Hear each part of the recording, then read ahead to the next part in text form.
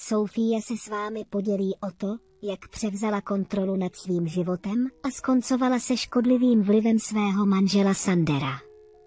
Z důvodu ochrany soukromí bude používat pseudonymy. Jako známá právnička ve svém státě je zachování anonymity z různých důvodů nezbytné.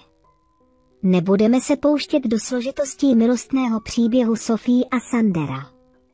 Zamilovali se do sebe, vzali se a nakonec se rozvedli. Ukázalo se, že láska nebyla vzájemná, protože Sander byl nevěrný. Příznaky jeho nevěry byly zjevné: vyhýbání se, trávení nadměrného času mimo domov a časté služební cesty. Navzdory úspěchu jako právnička se Sofia nepodílela na Sanderově významném podnikání a on ji považoval za neúspěšnou, protože vydělávala méně než on. Jednoho dne, během další z jeho údajných služebních cest, se Sofia rozhodla, že to prošetří.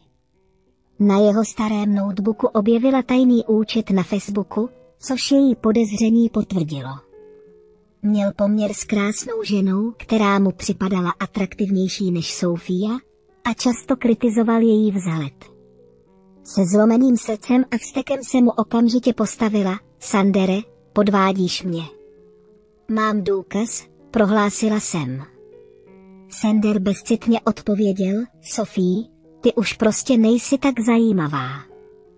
Pořád se zabýváš nesmyslnými případy a mě zanedbáváš. Kromě toho nejsi supermodelka, která by mě dokázala okouzlit jen svým vzhledem. Zmateně jsem opáčila: o čem to mluvíš, Sandere? Mám náročnou práci a ty si to věděl, když jsme se brali. Nezanedbávala jsem tě. To ty si přestal chodit domů a odmítal si komunikovat, a tak jsem zjistila Sanderovu nevěru. To je pravda.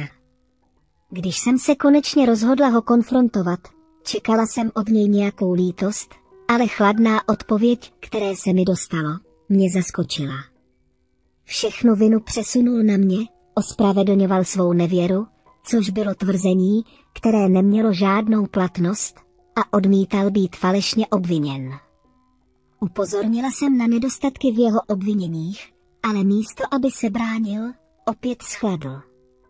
Nonšalantně mi prozradil, že se mu ulevilo. Když jsem jeho nevěru odhalila, Sander mrazivým tónem prohlásil: je dobře, že si na to přišla, Sofie. Už nemusím skrývat svou krásnou přítelkyni. Až se rozvedu s tvým budiš k ničemu, budeme mít spolu dokonalý život. Konečně se ožením s někým, kdo je hoden mě a mého jména. Jeho slova mě zasáhla jako tuna cihel a po zádech mi přeběhl chladný mráz. Když mluvil o rozvodu, nejenže mě urážel, ale také tvrdil, že pro něj nejsem dost dobrá, a obvinoval mě, že jsem špatná manželka. Neprojevil žádnou lítost nad svou nevěrou a dokonce se chlubil tím, jak by z milenky udělal lepší manželku. Po tváři mi stékaly slzy, když mě ponižoval a hrdě hlásal svůj poměr. Tohle byl muž, kterého jsem milovala více než 10 let, a jeho slova mě přes slzy zanechala zdrcenou. Zeptala jsem se, jak si to mohl říct, Sandere. Stál jsem po tvém boku v dobrých i zlých časech, plnil jsem své sliby a nade vše jsem si tě vážil. Cože? Zeptal jsem se. Jeho bezcitná odpověď hluboce zabolela a odmítla mou hodnotu. No, Sofie, na tom už nezáleží. Prostě pro mě nejsi ta pravá. Jsem teď hrdý majitel firmy a žena s průměrným vzhledem a honosným právnickým titulem mi v žádném případě neprospěje. Cítila jsem se naprosto ponížená a protestovala jsem, jak si mohl, Sandere. Jsem schopná žena, i když neodpovídám tvé úzké definici krásy. Byla jsem ti dobrou ženou a ty teď uvažuješ o rozvodu. A co? Zeptala jsem se. Opravil mě a chladně prohlásil: nepřemýšlím o rozvodu, Sofie. Už jsem se rozhodl, že se s tebou rozvedu. Skončil jsem. Už s tebou nechci být. Brzy podám žádost a už jsem si najal skvělého právníka. Raději se odstěhuj, než se vrátím domů. Nechci už vidět tvůj obličej. Několik hodin poté, co mi Sander zavěsil, poslal rozvodové papíry prostřednictvím sympatického přítele. Přijala jsem papíry, zavřela dveře a rozplakala se, uvědomujíc si promarněné roky s příšerným mužem. Přesto jsem se rozhodla, že se tím nenechám porazit. Byla jsem silná žena, která vezme svůj život do svých rukou a dá Sanderovi za vyučenou. Když Sandrův přítel doručil papíry, zmínil se, že Sander diskutoval o prodloužení rozvodu, což mě zpočátku mátlo, protože jsme měli dohodu. Sander trval na tom, že mám nárok na polovinu jeho podniku, pokud mě podvede, což jsem ve svém citovém zmatku přehlédla. Dávalo to smysl, proč chtěl Sander rozvod oddálit, doufal, že se vzdám svého oprávněného podílu. Odhodlaná nevzdat se toho, co mi právem náleží, jsem okamžitě kontaktovala jeho právníka a domluvila si schůzku. Během 2 dnů jsem se odstěhovala ze Sanderova domu do domu svého dětství, který byl napsaný na mě. Poslal jsem Sanderovi zprávu, že jsem si přestěhoval své věci a uvedl jsem, odstěhoval jsem své věci z tvého domu. Je dobře, že jsi přišel k rozumu a neděláš scény. Sander odpověděl a chlubil se pověstí svého právníka, ale já ho klidně upozornil, své obchody ti nedám, to je jisté. Prozatím se ode mě budeš držet dál. Odhodlaný hájit pravdu jsem byl připraven čelit jakýmkoliv výzvám, které mě čekají. Nechci s vámi mluvit. Teď už se mnou můžete komunikovat jen prostřednictvím mých právníků a očekávám, že opustíte můj dům. Sanderova slova ve mně vyvolala vlnu vroucího vzteku. Je pozoruhodné, jak dokáže hněv a nenávist podnítit odhodlání člověka. Tváří v tvář takové naprosté neúctě se mi vyjasnilo v hlavě a nemohl jsem si pomoct, ale téměř jsem se vysmál Sanderově ignoranci. Vůbec netušil, proti komu stojí. Pochyboval jsem, že to ví i jeho právník Jake, a tak jsem si s ním domluvil schůzku v kavárně.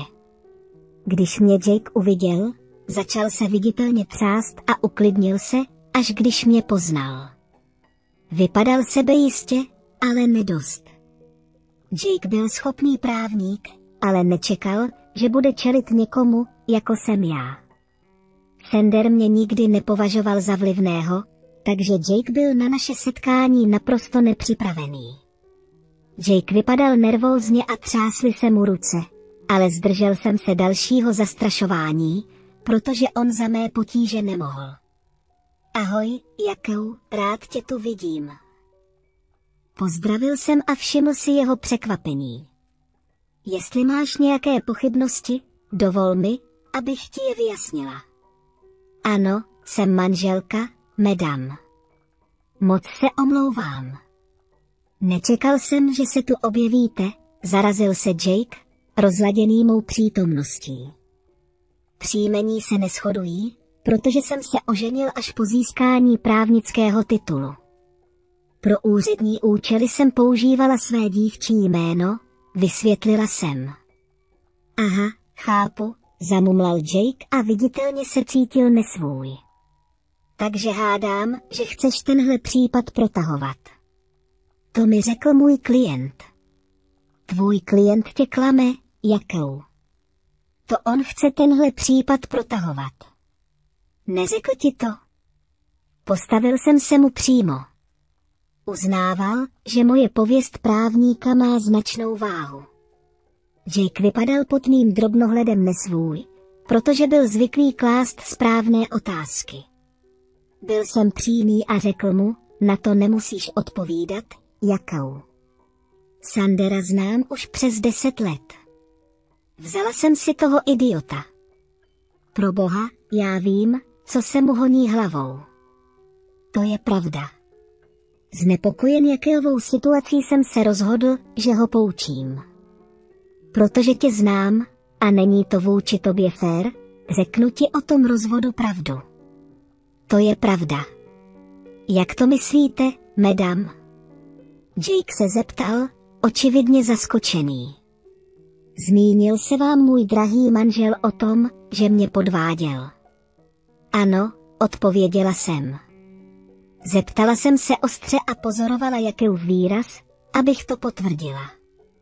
Jeho reakce opět potvrdila mé podezření, které mluvilo za vše. Jake byl mým odhalením zaskočen. Nebudu vám lhát.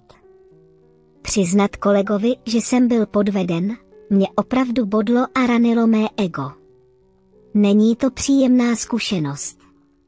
Věděl jsem však, že je lepší neprozradit své emoce. To je pravda, řekl jsem. Bez ohledu na to, jak trapně jsem se cítil, jsem měl stále výhodu a byl jsem si toho dobře vědom. Jay si to naopak neuvědomoval. Řekl, ale ne, myslím, že se mi o tom můj klient nezmínil, ale varoval mě, že budeš vznášet nepodložená obvinění, protože ho chceš zničit. Ne, řekl jsem. Ach, ty chudáčku, jakou?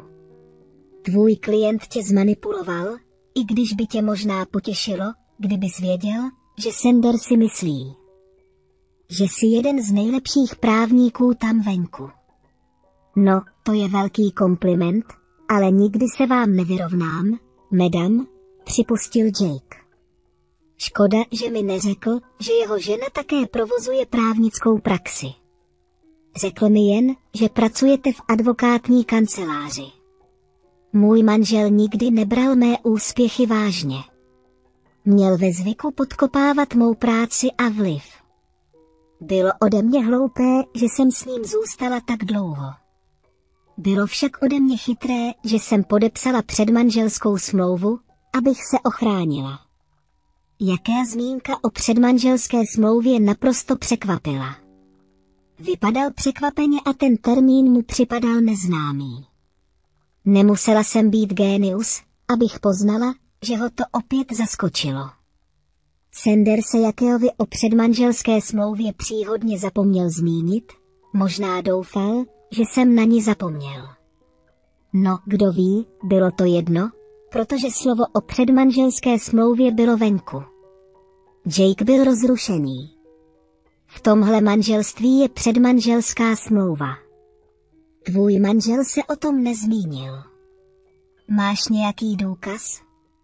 Madam, zeptal se Jake. Ach, mám spoustu důkazů, jakou? Přinesla jsem si s sebou papíry.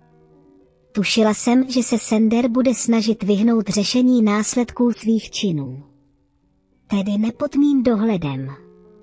Opravdu bych ty papíry rád viděl, madam.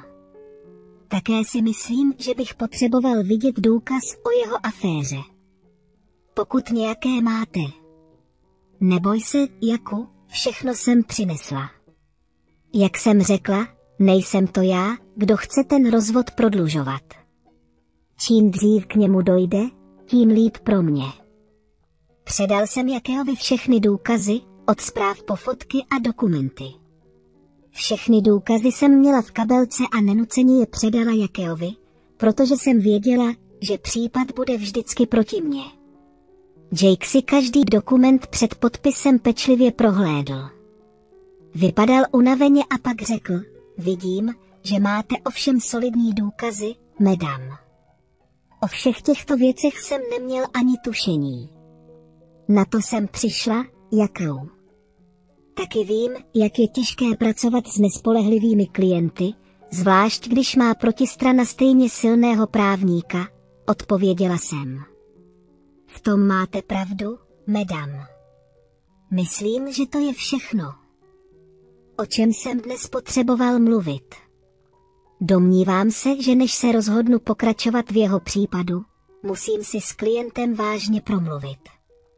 Jsem si jistý, že se vám brzy někdo ozve, i když nemohu říct, že to budu já, řekl Jake. Poznal jsem, na co Jake naráží, ale nekomentoval jsem to. Poděkoval jsem mu za jeho čas a odešel z kavárny. Šel jsem rovnou do práce a začal si připravovat vlastní dokumenty k rozvodu. Veškerý přetrvávající smutek zmizel. Místo toho mě teď hnalo prudké odhodlání zajistit, aby Sander za své činy trpěl. Věděla jsem, že z té šlamastiky, kterou vytvořil, nemá cestu ven. Stačil jediný den, aby se mi Sander ozval, přestože mě instruoval, abych ho nekontaktovala přímo. Když jsem mu zvedl telefon, zněl velmi rozlobeně. Co si řekla mému právníkovi, Sofii? Dožadoval se. Panečku, podívejme, kdo volá poté, co mi řekl, abych se držela dál, opáčila jsem. Tak co se stalo s tvým právníkem, Sandere? Přestaň si hrát, Sofii. Řekni mi, co jsi mu řekla, že kvůli tobě dneska skončil. Tvůj právník dneska skončil. Jak smutné, Sandere. Asi si měl být upřímný ohledně své situace a toho, proti komu budeš bojovat, odpověděla jsem. Nevíš, co říkáš. Jsi nula. Nenechám si vzít rodinný podnik, opáčil Sander. To bych rád viděl, kdybys to zkusil, Sandere, odpověděl jsem. Najmu si lepšího právníka a zpochybním tě. Jen počkej a dívej se. U soudu tě zničím. Přijdeš za mnou a budeš prosit o milost. To zní jako plán, Sandere. Hodně štěstí. Ale jedna rada od právníka, nezapomeň svému novému právníkovi říct o své aféře a výtisku. Když jsem to řekl, Sander mi jednoduše zavěsil. Rozesmálo mě to. Byl v pěkném průšvihu, ale pořád o tom nevěděl. Zkoušel všechny právníky ve městě a zjišťoval, jestli ho někdo bude zastupovat. Jsem tu známé jméno, takže se lidé pohybují tak, aby si se mnou nezahrávali. Navíc každý, kdo by byl tak hloupý, že by uvěřil jeho lžím, by byl stažen do reality. Když jsem jim předložil svou munici, Sanders řekl, že mě donutí prosit o milost. Věděl jsem, že bude otázkou času, než přijde žebrat ke mně. Měl jsem pravdu, když jsem si myslel, že Sander bude opět žebrat u mých dveří. Doslova neměl jinou možnost. Jednoho krásného rána, když jsem se chystal do práce, někdo zaklepal na dveře. Byl jsem trochu zmatený, když se někdo objevil v tak zvláštní dobu. K mému překvapení to byl můj brzy bývalý manžel, který u mých dveří vypadal smutně a unaveně. Pustila jsem ho dovnitř, abych nespůsobila před domem scénu, protože už tak jsem toho měla dost. Jakmile jsem vešla dovnitř, řekla jsem mu, udělej to rychle, Sandere. Nemám času na zbyt. Ani nevím, proč jsi tady. Měli jsme spolu komunikovat výhradně prostřednictvím právníků. Aha, řekl jsem. Jenomže, jo, o tomhle. Ještě jsem nenašel dobrého rozvodového právníka, odpověděl. Tak to máš smůlu, Sandere. Měl by si pospíšit, protože tvoje milenka si tě prý touží vzít. Já už o ní strach nemám. Poslyš, Sofie, musíme si promluvit. Sabotoval si mého právníka, aby se mého případu neujal. To je velmi nespravedlivé. Když to řekl, okamžitě jsem se rozesmála. Nemohla jsem uvěřit, že by měl Sander tu drzost mě z toho úplně obvinit. To opět ukázalo, jak málo si váží mé profese. Věřil, že když bude rozhazovat peníze, lidé se k němu pohrnou.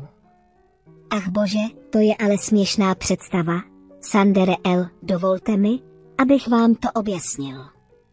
Já jsem nic nepodkopával. To vaše hloupost způsobuje problémy. Já tomu nerozumím. Co jsem udělal? Mám ti připomenout, jak si lhal svým právníkům o aféře a průpovídce. To samo o sobě stačí, aby u soudu vypadali jako hlupáci. Myslíš, že právníci budou ochotně zastupovat nespolehlivé klienty, jako si ty? Navíc uznávám, že moje pověst může mnoho lidí odradit. Možná mě vnímáte jako bezcenného, ale ve skutečnosti mám v této profesi dobrou pověst. Ano, teď už to chápu, Sofie. Snažil jsem se být transparentní i vůči právníkům, ale žádný z nich mi není ochoten pomoci. Tak to dopadá. Když se snažíte zpochybnit neprůstřelný prut. Opravdu si měl svou aféru promyslet, Sandere, neže by na tom teď záleželo. Škoda už byla napáchána. Žádný renomovaný právník by se vaší věci nezastal. Budeš mi muset dát polovinu svého podniku. Sandersův výraz tváře prozrazoval, že se s podnikem nechce rozloučit. Proto vyhledal dobrého právníka a prodlužoval rozvodové řízení v naději, že mě nechá čekat, dokud se nevzdám nároku na polovinu jeho firmy. Po několika dnech si uvědomil, že ho nikdo není ochoten podpořit a snažil se najít právníka, který by mi oponoval. Cítil se zoufale a tak se uchýlil k pláči a prosbám. Sophie, ty víš, jak moc pro mě tenhle podnik znamená. Prosím, nedělej to. Můžeš si vzít všechno ostatní, ale prosím tě, nežádej, abychom se o ten podnik rozdělili. Proč ne, Sandersi? To ty si do smlouvy zahrnul klauzuli o rozdělení podniku v případě nevěry. Myslíš, že se tak snadno vzdám svých práv? Zasloužím si to po té zradě, kterou si mi způsobil, odpověděl jsem. Byl to omyl, Sophie. Věř mi, že jsem skutečně pozastavila svůj vztah, protože jsem si uvědomila, jak významná chyba to byla. Možná, jen možná, se o to manželství můžeme pokusit znovu. Jsem si jistá, že tato výzva nás jen posílí. Sandersova slova mě opět přiměla k výbuchu smíchu. Jeho drzost neměla obdoby u nikoho, koho jsem znal. Opravdu jsem nevěděl, jak na to reagovat. Vlastně mě žádal o usmíření, jako bych byla tak hloupá, že bych na to přistoupila. Byla jsem si vědoma toho, že vztah s Milenkou ukončil. Kolovaly zvěsti, že Milenka je nešťastná a Sanders také. Jestli si však myslí, že mě to přesvědčí, abych se k němu vrátila, tak se naprosto mýlí. Už jsem udělala tu chybu, že jsem si vzala kus chlapa a dostala jsem tvrdou lekci. Kromě toho chápu, proč se mě najednou zoufale snaží získat zpět. Musíš být blázen, když něco takového navrhuješ, Sandersi. Nedošla jsem v životě tak daleko díky tomu, že bych byla naprosto pošetilá. Chápu, že se chceš usmířit. Abys nerozdělila naše obchody, Sophie. Prožili jsme spolu hezké chvíle, tak se přesto přenesme a obnovme naše manželství. Ukončím svůj poměr. Věř mi, že to není potřeba, Sandere. Jakmile si uvědomí, že po rozvodu nebudeš bohatý, odejde. Pokud jde o mě, tohle je moje příležitost opustit tohle falešné manželství. Jsem vděčná, že se tvá pravá povaha projevila dřív, než jsme si pořídili děti. Teď budeš čelit následkům svých činů. S tím jsem skončil řeč. Přestal jsem mluvit, zatímco Sander mě prosil, abych mu nebral jeho obchody. Byl to ubohý pohled, ale nijak mě to neovlivnilo. Místo toho mi to připomnělo chvíle, kdy jsem se rozplakala, protože mě můj vykořisťovatelský manžel zradil. Vidět Sandera zranitelného mi přineslo jen uspokojení a dovršilo mou pomstu. Potřebovala jsem začít znovu a chtěla jsem se osvobodit od své minulosti. Nakonec jsem však dostala víc, než jsem čekala. Karma zasáhla Sandera tvrdě a rychle. Celé týdny se mě snažil přesvědčit, abych se vrátila domů, ale já jeho snahy ignorovala, protože mě jeho drama nezajímalo a byla jsem připravená jít dál. Protože už podal žádost o rozvod, najala jsem si právníka ze své firmy, aby mě zastupoval, protože nejsem rozvodový právník a chtěla jsem minimalizovat interakci s ním. Po měsíci snahy změnit můj názor byl nucen sehnat si právníka a požádat o čistý rozchod. Věděl, že kdyby se případ dostal k soudu, čekalo by ho ponížení a plýtvání penězi na soudem určené právníky. Proto ustoupil a požádal o vzájemný rozchod. Předmanželská smlouva mi usnadnila rozvod a já měla spoustu důkazů, že mě Sander podváděl. Podle předmanželské smlouvy mi měl dát polovinu svého podniku. Nebyl z toho nadšený, ale neměl na výběr a tak mi polovinu přepsal. Nabídli jsme mu, že ho vyplatíme, ale on na to neměl peníze. Možná se divíte, proč úspěšný podnikatel jako Sander neměl peníze. Inu, všechny je utratil za svou milenku, která teď ignoruje jeho telefonáty a SMSky. Asi jí došlo, že už nebude bohatý. Teď s ní nikdo nechce chodit, protože ví, že ji zajímají jen peníze. Co se má stát, to se stane, řekl bych. Milenka však byla tím nejmenším Sanderovým problémem. Když přišel o polovinu svého podnikání, jeho příjmy se výrazně snížily. Musel prodat svůj dům, protože si nemohl dovolit ho udržovat a splácet hypotéku. V současné době si pronajímá byt, což je oproti velkému sídlu, v němž žil, výrazné zhoršení. Pokusil se mnou usmířit v naději, že znovu získá plnou kontrolu nad svým podnikáním. Dá se říct, že k tomu nikdy nedojde.